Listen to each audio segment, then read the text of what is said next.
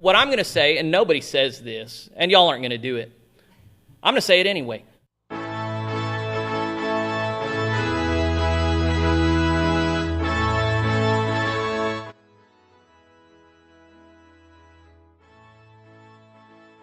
There is no place in the Bible that cancels out the Sabbath. Yes, Jesus did push back on how they observed the Sabbath, but let's be very clear. Did Jesus observe the Sabbath? Yes, he did. Yes, he did. Now, he protected works of mercy on the Sabbath, but he protected the Sabbath. And here it makes it very clear that when we honor the Lord and his creation, then we honor the pattern that he set. 6 days working our butts off, 1 day off. Jews have had a wonderful countercultural influence in every culture that they've been on to say, nope, this is the Lord's day, we're not working on it. Now, in the Bible, those of you who've read your Bibles, where was it in the Bible that the Sabbath got moved from Saturday to Sunday? Nowhere. It never happened.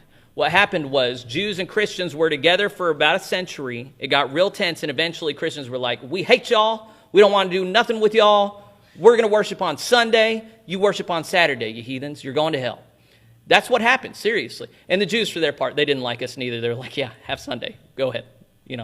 We don't want to do anything with you. But Christians separated from Jews, and we got, you know how when Protestants got away from Catholics, we stopped doing every single thing that they did? This is kind of the dramatic reaction people have. Once they leave, they're just like, no, whatever smells like that, we're not going to do.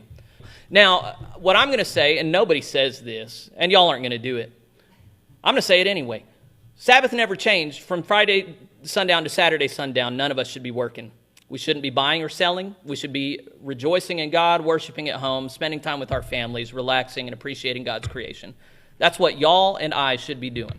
I've been trying to do it for years. It's hard. It's great, though. You should. Sunday has always been a work day from the beginning. Christians, when they got together on what they called the Lord's Day, Sunday morning, it was because that was the day of Jesus' resurrection.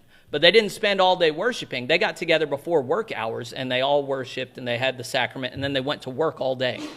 That's how Christians in the beginning worked. And then because of Constantine and the empire, they made Sunday a day off for everybody, and that's the way it all went.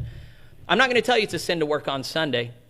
I'm going to tell you it is a sin not to have a day you give to the Lord every week.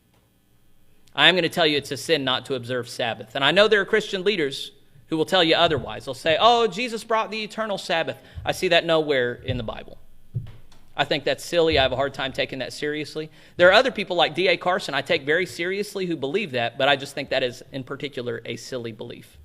And for those of you who have observed Sabbath before, you know what a big difference it makes. You know it's something you should be doing. The scriptures couldn't be more clear, so I need to push you on this.